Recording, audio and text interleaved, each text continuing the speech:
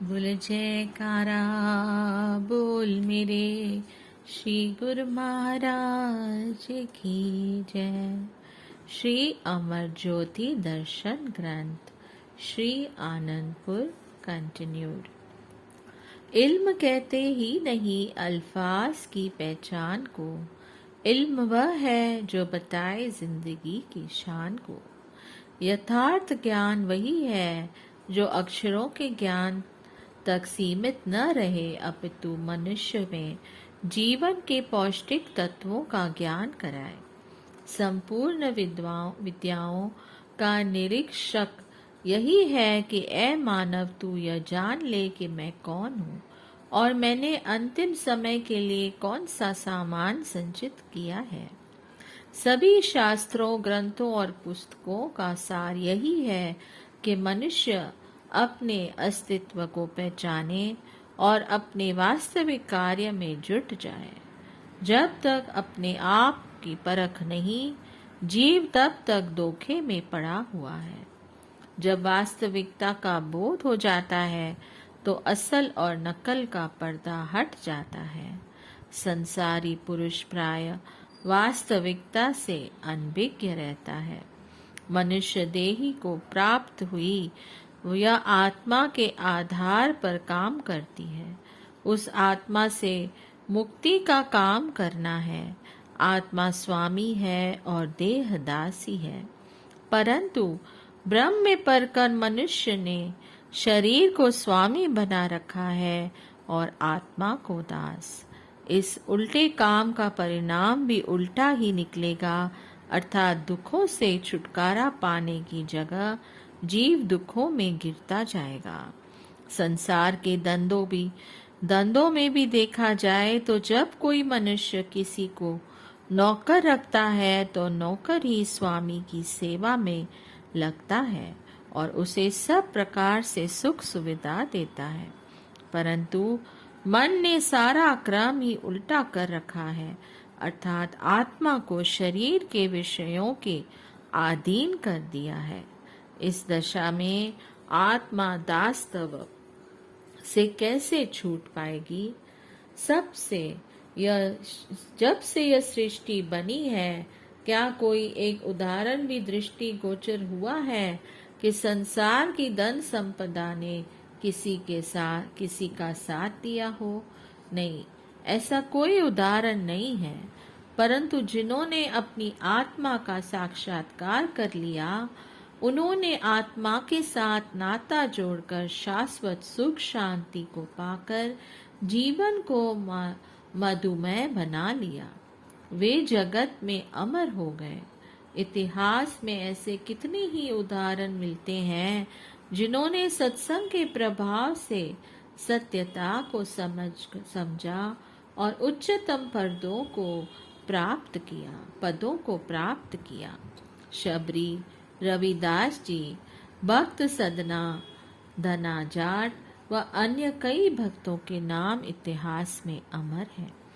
जिन पर सत्पुरुषों की कृपा हो जाती है, उन्हें सत पथ की पहचान हो जाती है और वे असत से पीठ मोड़ कर सत्य की ओर पग बढ़ाते हैं तो उनका जीवन बदल जाता है। वे सदा सच्चाई का सौदा और सच का व्यापार करते हैं। वे भूल कर भी माया के धोखे का शिकार नहीं होते।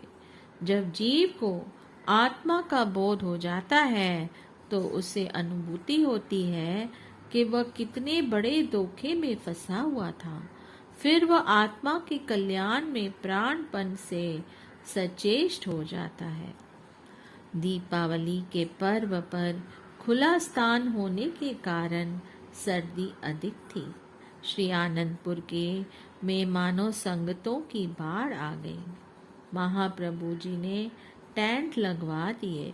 प्रत्येक टेंट में 3 फुट गहरे गड्ढे खुदवाकर उनमें मोटे मोटे वृक्षों के तने की लकड़ी सुलगवा दी ताकि आग गड्ढे के अंदर चलकर टेंट को गर्मी बनाए रखे और बाहर चिंगारियां निकलकर टेंट को न जला सके। कमरों में रहने वाले संगतें भी टेंटों में रहने की इच्छुक बनने लगी। सब गुरुमुख इतने प्रसन्न थे कि श्री गुरु महाराज जी माता पिता से अधिक हित चिंता करते हैं। सब श्री सद्गुरुदेव महाराज जी की महिमा एवं गुणगान गाने लगे। दीपावली पर्व के दिन श्री दर्शन खुले, मोमबत्तियां बांटी गई। सब ने जगमग करती हुई मोमबत्तियों से हॉल में जगमगाहट कर दी। आपने श्री वचन फरमाए, आज दीपावली का शुभ त्योहार है। दीपावली की रात अंधेरी रात होती है। महापुरुष इस अंधेरी रात में भक्ति की रोशनी करते हैं। गुरुमुख जन इस भक्ति की रोशनी को अपने दिल में बसाते हैं और अपना जीवन सफल बनाते हैं। यही सच्ची दिवाली है। संसारी लोग भी दिवाली मनाते हैं। वे दीपक जलाकर या किसी और साधन से थोड़ी देर के लिए बाहर की रोशनी कर लेते हैं और समझते हैं कि उन्होंने दीपावली मना ली। मगर बाहर रोशनी कर लेने से अंदर का अंधेरा तो दूर नहीं होता। उनके गट में तो उसी प्रकार अज्ञान और का अंधेरा छाया रहता है। इस अज्ञान के अंधेरे की वजह से ही वे माया में रचे पचे रहते हैं और हमेशा दुखी रहते हैं। उनको न इस लोक में सुख मिलता है और न ही उनका परलोक संवरता है। महापुरुष संसार में आकर जो भक्ति की रोशनी करते हैं, गुरुमुख जन उस भक्ति की रोशनी को दिल में बसाते हैं। भक्ति की रोशनी जब हृदय में एक बार हो जाती है तो फिर वह रोशनी हमेशा ही बनी रहती है। बाहर की रोशनी तो कुछ देर बाद बुझ जाती है, मगर भक्ति की रोशनी कभी नहीं बुझती। वह हमेशा जगमगाती रहती है, क्योंकि भक्ति प्रकाश रूप है। जैसे कहा है, राम भक्ति चिंता मणि सुंदर, बसै गरुड़ जाके उरंतर। परम प्रकाश रूप दिन राती, नहीं कुछ चाहिए दिया और बाती। यह भक्ति प्रकाश रूप है और हमेशा जगमगाती रहती है। जैसे चिंतामणि हमेशा जगमगाती रहती है। यह भक्ति रूपी चिंतामणि दिए, घी और बाती की मोहताज नहीं है। जो गुरुमुख जन इस भक्ति रूपी चिंतामणि को हृदय में बसा लेते हैं, उनका हृदय हमेशा ही प्रकाश से भरपूर रहता है, जिससे दुख उनके नजदीक नहीं आता और वे हमेशा ही खुशियों से भरपूर रहते हैं। राम भगत मन उर बस जाके, दुख कवलेस न सपना उताके। जो इस भक्ति को दिल में बसा लेते हैं, उन्हें सपने में भी दुख नहीं बासता। इसलिए गुरुमुख जन हमेशा इस बात का ख्याल रखते हैं कि हमने भक्ति को ही प्राप्त करना है। वह किस तरह से हो सकता है? वह तभी संभव है कि महापुरुष जिस प्रकार उन्हें चलाएं, जिस रास्ते पर चलाएं, गुरुमुख जन उस रास्ते पर चलते जाएं। महापुरुषों ने जो भक्ति के नियम बनाए हैं, वे इसलिए हैं कि उनको अपनाकर गुरुमुख जन भक्ति का धन इकट्ठा कर सकें और अपने जीवन का कल्याण कर सकें। गुरुमुख जन ही हैं जो हकीकत में दिवाली का त्योहार मनाते हैं। क्यों? क्योंकि दिवाली के त्योहार में वे असली चीज अर्थात भक्ति को प्राप्त करने का यत्न करते हैं। कहा है, चतुर शिरोमणि तय जगमाई, जे मन लागे सुजतन कराई। संसार में गुरुमुख ही चतुर हैं, बल्कि उनमें शिरोमणि हैं, क्योंकि वे इस भक्ति रूपी मणि को प्राप्त करने का यत्न करते हैं, जो इस लोक में भी हमेशा सुख देता है और परलोक में भी साथ जाती है। इसके लिए गुरुमुख जन महापुरुषों की आज्ञा के अनुसार चलते हैं भक्ति के नियमों को अपनाते हैं ताकि जीवन में भक्ति का धन एकत्र होता रहे। इस बात को महेनजर दृष्टिगत रखते हुए गुरुमुख जन हमेशा सतर्क रहते हैं, ख्यालों को दूसरी तरफ नहीं जाने देते। वे केवल इस बात की तरफ ख्याल करते हैं कि सतगुरु का बख्शा हुआ जो नाम है उसका सुमिरन करें और भक्ति के साधनों की पालना करें। इस प्रकार महापुरुषों की आज्ञा के अनुसार भक्ति के नियमों की पालना करके गुरुमुख जन सच्ची दिवाली मनाते हैं। अपना यह जीवन भी सच्ची खुशियों से भर लेते हैं, परलोक भी संवार लेते हैं और महापुरुषों का आशीर्वाद प्राप्त करके अपना मनुष्य जन सफल कर लेते हैं। आपने दिसंबर सन 1970 में श्री संत नगर का कार्यक्रम बनाया। मार्ग में 2 दिन ग्वालियर परमधाम में तथा 15 दिन श्री संत नगर में परमार्थ लाभ करवाकर वापस श्री आनंदपुर लौट आए। श्री आनंदपुर की भूमि पर प्रेमियों की उमंगे तरंगे श्री चरणों को छूने को लालायत थी। नव वर्ष के प्रथम दिवस को श्री वचन हुए। गुरुमुखों, आज नए साल का शुभ आरंभ है। आज नए साल का नया दिन है।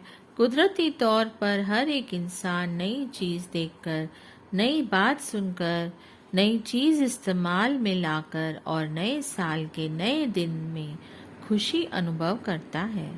यह इंसान के कुदरती गुण हैं, मगर देखना यह है कि क्या यह खुशी हमेशा कायम रहने वाली है। हरगिज नहीं। थोड़े समय के लिए यह खुशी मनुष्य को अनुभव होती लगती है, लेकिन फिर गायब हो जाती है। कारण क्या? जिन पदार्थों को प्राप्त करके यह खुशी महसूस करता है, वे सब पदार्थ विनष्ट जाने वाले हैं, बेबका हैं। इसलिए इनको प्राप्त करके जो खुशी मनुष्य को अनुभव होती है वह स्थायी नहीं होती। स्थायी और सुखदायी वस्तु क्या है? वह है मालिक की भक्ति, नाम भजन की कमाई और निष्काम सेवा, जिन्हें करने से जीव कतराता है, सेवा में कष्ट महसूस करता है, भजन सत्संग में समय नहीं देता और मन माया के अधीन होकर विषयों के रसों में सुख की तलाश करता है। इसी को हासिल करने में जीवन समाप्त कर देता है। वाणी में कथन आया है, आशा करता जग मुआ, आशा मरे न जाए, नानक आशा पूरियां, सच्चे स्यों चितलाए। इंसान ख्वाहिशों की चावना करता हुआ इस जहान से कूच कर जाता है, परंतु उसकी इच्छाएं खत्म नहीं होती। जिनके दिल में मालिक की प्रीत होती है, मालिक के नाम की लगन होती है, प्रभु परमात्मा से चित्त जोड़े लगने के कारण उनकी सभी इच्छाएं पूर्ण हो जाती हैं। इसके लिए रोजमर्रा जो सत्संग श्रवण करते हो, उन वचनों को अमल में लाने की जरूरत है। जब तक जीव उन वचनों पर आचरण नहीं करता, तब तक सच्चे सुख से वंचित रहेगा। कहते हैं, गुरु की मूरत मन में ध्यान, गुरु के शब्द मंत्र मन मान, गुरु के चरण हृदय लय दारो, गुरु पार ब्रह्म सदा नमस्कारो। तू अपने हृदय में सतगुरु की तस्वीर का चिंतन कर, सतगुरु के शब्द और वचनों को मनन कर, उनके चरणों का चित्त में ध्यान कर, अपने इष्ट देव को सदा नमस्कार कर। इससे सत्यता बढ़ेगी और असत्यता अर्थात झूठे विचार दूर हो जाएंगे। जिस प्रकार अंधेरों को दूर करने के लिए कोई दौड़ धूप नहीं करनी पड़ती, केवल बत्ती जलाने से अंधेरा दूर हो जाता है, इसी प्रकार शब्द को हृदय में धारण करने से विषय वासनाओं और मोह का सफाया हो जाता है। मन का यह स्वभाव है कि वह किसी न किसी वस्तु को अपने अंदर धारण करता रहता है, और फिर वह चाहे दुनियावी ख्याल हो या सतगुरु द्वारा दिया गया शब्द, गुरमुख केवल नाम को दिल में बसाता है। जितना नाम दृढ़ करेगा उतना ही वह हल्का फुल्का रहेगा, इतना आत्मिक आनंद महसूस करेगा जिसका वर्णन नहीं हो सकता। इस प्रकार इंसान जब भूख से अधिक खा लेता है तो भारीपन महसूस करता है। इसी प्रकार जरूरत से अधिक वासनाएं मन में बसने से अनावश्यक बोझ बढ़ता है। बोलिए जयकारा बोल मेरे श्री गुरु महाराज की जय। जय सच्चिदानंद।